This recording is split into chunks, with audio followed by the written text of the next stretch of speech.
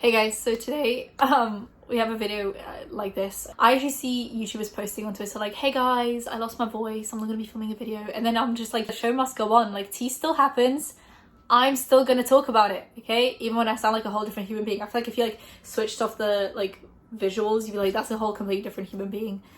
I'm here though. If it doesn't bother you guys, let's just get into the tea, right? It's not for anyone's like, hey, I'm like, no, I took tests, I have 2 doses of the vaccine, I haven't left my house even though I have vaccines. It's not. I just genuinely think it's the fact that it got really hot in the UK for like 2 weeks and I just like blasted the aircon. I drank exclusively fridge cold drinks with ice in them, and I was like, I'm gonna be fine, I'm going to be just fine. And the last thing I am is fine, as you can see or hear. You can't see, you can hear. So I'm hoping it's not bothering you guys too much. Like I said, the show must go on, tea still happens, and it's not gonna wait for me. Okay, someone's got to spill it before it spills itself. So my social media will be in the description, along with my beauty channel and anything else you might need to find. I sound like a boy going through puberty. This is actually just a little bit embarrassing at this point. Okay, anything else you might need to find will be in the description. Let's just get into it. Addison Rae is the first one. I tend to not talk about TikTokers, and I want to make a change on that ever so slightly. I feel like we're not getting many new YouTubers, like actual started on YouTube, continued on YouTube. I feel like anyone that's now becoming a big YouTuber is started on a different platform, whether that's TikTok, Instagram. Well, not Instagram as much anymore. I feel like Instagram's dead.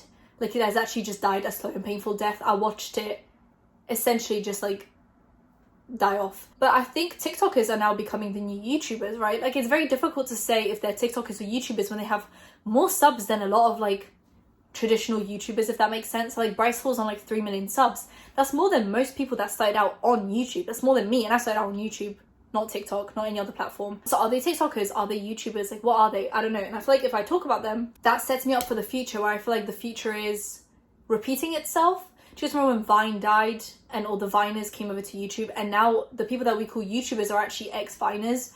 Logan Paul, Jake Paul, Gabby Hanna. We all classified them as YouTubers, but they were actually Viners turned YouTubers. And I feel like we're all like ignoring TikTok right now, but the moment TikTok dies, when it dies, they're now going to become YouTubers. There'll be ex-TikTokers at first, and then people are just going to remember them as YouTubers in like 5 years time. So if I start talking about them now, I can like actually get to know them. That was a long-winded conversation about TikTokers. It's just what I think is going to happen. I think we had Vine and that died off. We had Musical.ly and that died off, and then a few big Musical.ly people went over to YouTube. I think Lauren Gray was like a great example of moving away from Musical.ly, and now we have TikTok, and I feel like at some point TikTok might get a little bit boring, and the people that manage to do it will transfer to YouTube, because I feel like the YouTube income is a tiny bit more reliable than TikTok. TikTok is mainly just either the creator fund, which is basically close to none, or brand deals, which is very difficult to do a brand deal for a minute-long TikTok. It's much easier to do a YouTube video, get AdSense, and then get a brand deal on top of that, which is why people like Addison have YouTube channels. Charlie, Dixie, Noah Beck, Josh Richards has a podcast and a YouTube channel. Bryce Hall has a YouTube channel. I just feel like they're definitely starting to slowly make the change, and I'm trying to get to know them, you know? So Addison Rae. Girlie has been getting a lot of hate recently, or criticism. Just depends on the situation really that we're talking about. Recently she was called out she went on Jimmy Fallon and she did a bunch of TikTok dances. They did like a segment where he would pick up a card and be like, dance the dance, and the best part is they weren't dancing to the actual songs, they were dancing to copyright free music. So she was doing like the I'm a Savage bit, whatever that dance was, but they played like copyright free music over the top of it. So I was just like, oh, that's fun. And a lot of people called her out because a bunch of those dances were if not all of those dances were created by black creators on TikTok. And people were like, look, she's stealing the shine away from black creators because they are the ones that created the dance. Then Charlie and Dixie and Addison dance the dance, grow from it, like at rapid paces, become multi-millionaires, and then get invited on Jimmy Fallon to dance said dances without any credit being given to the originators of the dance. I think then Jimmy Fallon's like show put some of the names of the creators that created the dances in the description. But like at that point, the views were already made on the video, well, the clip on YouTube of her dancing to the dances.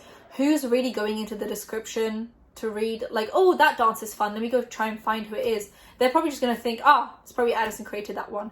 So she's been called out for that, and I think even the women at The View called her out, but they got her confused with Charlie D'Amelio, which was quite funny. So she got called out for that, rightfully so. I feel like, I don't know, there should have been some kind of a segment on Jimmy Fallon talking about like people that created the dances, but I do understand that it was an interview with Addison, so it's difficult to bring that into the conversation. But if you're doing a whole segment around the dances, there should have been an on-screen cue, like dance created by at whoever, right? Because that would have been a great exposure for the black creators on TikTok to have Jimmy Fallon basically be like, at, you know, whoever created this dance. And they have a whole team that can look into things. Like, it's not even difficult for them to find out who created the dance. Just go on her dance and see who she credits, and then fact check it a few times and then put it up on the screen when she's dancing. I think that would have been a pretty good way to go about that, but that wasn't done. So she was called out for that, when I think in reality Jimmy Fallon should have been called out just as much. Then we have Addison's hosting job. So the UFC was just on and Conor McGregor was fighting, and Addison was not necessarily the host. She was kind of like there to ask a few questions because she grew up in the same town as one of the fighters. So he was basically just like, hey, do you want to like interview a few people?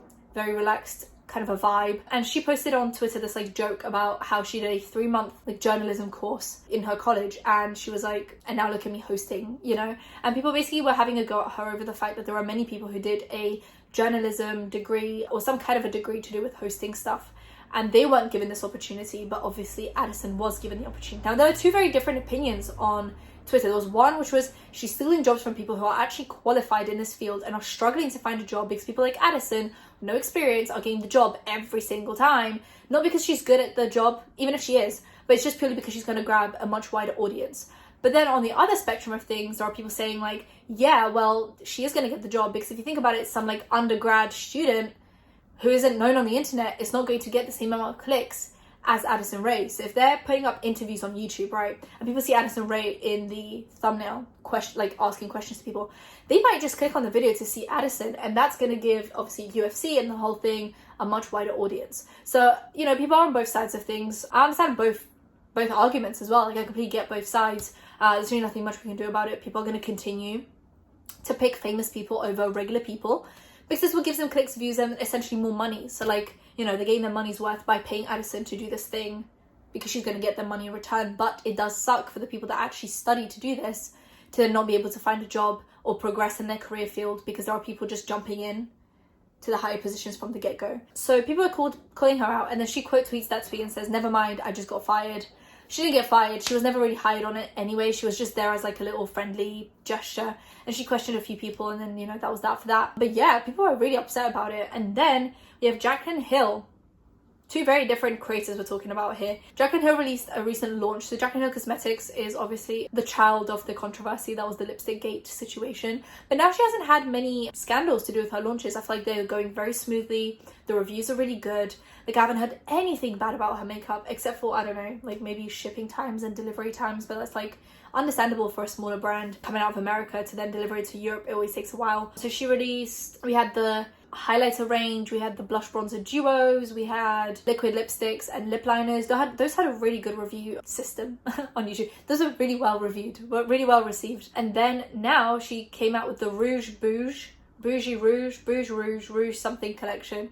It's just a lot of words that sound the same to me. Rouge Bouge collection. There's a bunch of blushes. I think they look stunning. Like, the shade range was amazing on those. Like, they went from like really light blushes to really deep blushes, but they were also very pigmented. So even a mid-tone blush could have worked for deeper skin tones because it was so pigmented that like you could really pile it on and make it look good. So I was really happy with those launches, you know, to be fair. Like, and I know a lot of creators of deeper skin tones were trying her products, even the bronzer blush duos, and saying that the shade range is good. So that all seemed well enough. And then she launches her Hot Girl Summer launch, and there are highlighters, like liquid highlighters, putty highlighters, and then we come to those lip oils, which like obviously those are inclusive because they barely have any pigment as is. It's just like a clear lip oil. But then we have the bronzers, which are cream bronzers in a pan, and the shade range was laughable because it was 6 shades, which is actually like really good. I think having 6 shades of a bronzer is good as long as you go from super fair to super deep,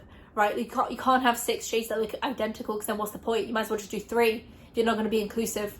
At least don't waste money and time, you know? But she did 6 shades, which I would have thought would be nice to have, like a fair, a medium, a tan, a deep dark. Am I on 5 or am I on 6? I don't know, but I came up with enough shades, okay, to cover the bases. But then we find out that those are the shades that she was offering. And like, what I find the most laughable about this whole thing is the fact that she actually had the nerve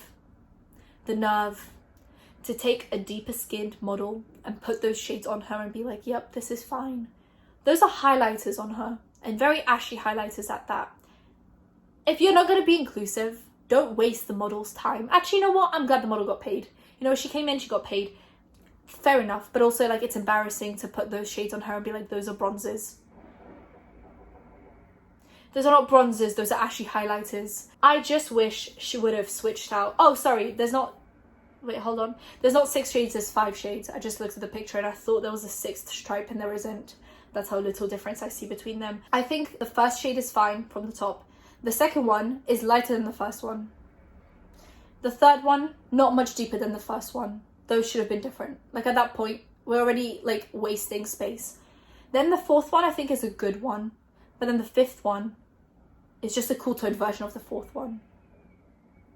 Who came up with this shade range? I would love to have a chat. I feel like me having this voice right now just makes it so much funnier, because it's just like I'm trying to be angry and can't get the volume out. Yeah, anyway, so that happened. And then we had Michaela. She's a huge TikTok MUA, recently blew up over her tutorials and reviews on TikTok. She's huge. She has a collaboration. Well, she did like a collab with Colourpop, but it wasn't like she created new makeup with them. It's like she picked her bundle of favorite products. And then recently she did an actual collab with Glam Light. She did eyeshadow, lip glosses, lashes, and highlighters. And now she obviously got sent PR from Jaclyn Hill, and she in the video basically did not mention the shade range at all. She just basically like tried the makeup on, said it was really good, didn't mention the awful shade range, and people really called her out in the comment section down below. Comment section down below. Why do I keep on saying that? Why can't I say comment section without the down below bit? Comment section. And she then tried to, in the comments, basically defend Jaclyn Hill and be like, she's an indie brand, she doesn't have the budget. Completely forgetting the fact that Jaclyn Hill is owned by Morphe's parent company, which is essentially Morphe. Like, Morphe is owned by Morphe, and then Morphe owns Jaclyn Hill. They have huge budgets to make sure that the shade ranges are good. Jaclyn Hill has been around in the game for so long that she knows that you can't have a bad shade range. Like, that's just not what you're supposed to do. First of all, like, you're gonna get called out, but second of all, don't you want more people to be able to try your products? Like, even like ignore the being cancelled part and all of that stuff. Like, wouldn't you want a wide variety of your fans to be able to try your products rather than like completely isolating a certain group of people that are huge fans of your content from ever trying your makeup? She did try to use the excuse of this is like a limited edition collection and we are running out of time and I'm gonna like expand the shade range. How about you just take the bronzers out of this limited edition collection, right? You stick with the highlighters, because those come in a pretty good variety of shades. There's 3 shades, light, medium, deep. Stuck to the highlighters, stuck to the lip oils, and then left the bronzer launch until like a few months ahead, and then just made sure they had an expanded shade range before releasing them. But now it just seems like the fans of deeper skin tones are an afterthought for you. So then obviously people called out Michaela, and she also was called out in the comment section. Someone said, I mean, you can definitely complain about the shade range of the bronzers because the range is terrible. And Michaela said, I think it's important to understand budgeting when it comes to creating and developing products. Jaclyn Cosmetics is newer and a smaller brand compared to brands that have fully established themselves. Smaller brands typically cannot afford to have massive shade ranges. No one asks for a massive shade range, we ask for variety. I think a lot of times when people hear shade range, they think 50 shades. 50 shades is fine for foundation. For bronzers, you don't need 50 shades, you need about 3. She could have easily had 3 different shades, but it'd be light, medium, deep, right? And made sure that you can use all 3 for a wide variety of people. 5, when you offer 5 different shades that look identical, you can afford to also turn those 5 shades into a gradient. There's no gradient in her bronzers. That was a waste of money. So if it's all about budgeting and money, releasing 5 of the same bronzer is a waste of money and budgeting. Like, she could have easily done a gradient there with the same amount of shades. As they grow and their budget grows, they extend the ranges. In the meantime, I think she did a great job of getting the best range she could with the budget she has to work with.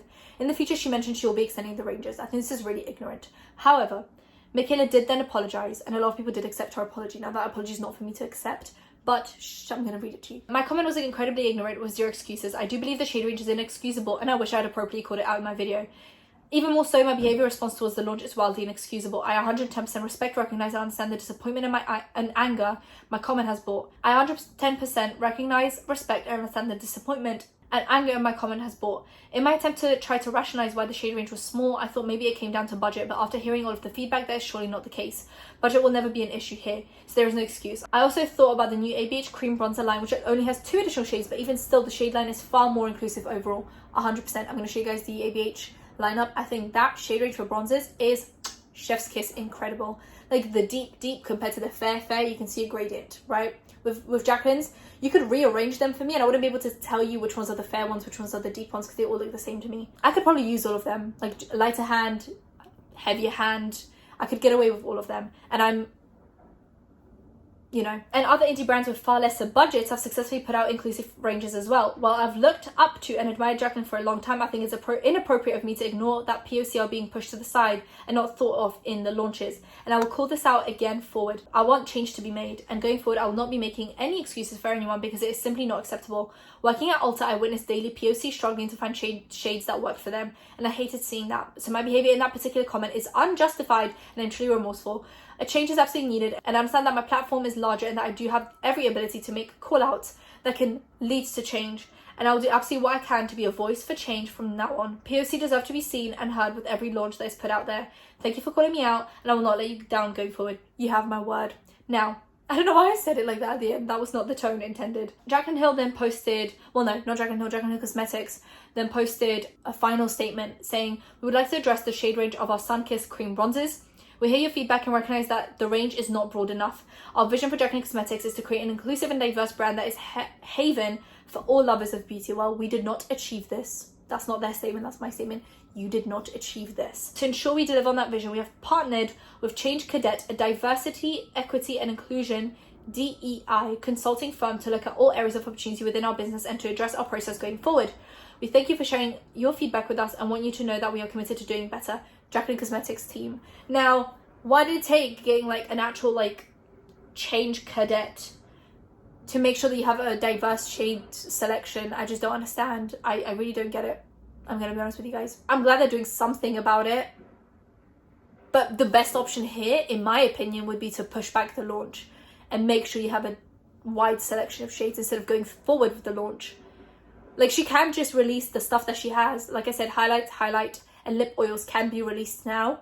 And if I was Jaclyn Hill, would just simply push back the bronzes until I can get a wide shade selection. She can sell the stock that she has, but also add on a few shades. And then once those are sold out, she can dial down to 5 in a gradient rather than 5 of the same stuff. That's my opinion on the matter though. You guys let me know what you think. And that'll be it for today's video. If you guys enjoyed it, give it a thumbs up, comment down below, anything you want to comment down below, and subscribe because I post videos every time I think of something to do.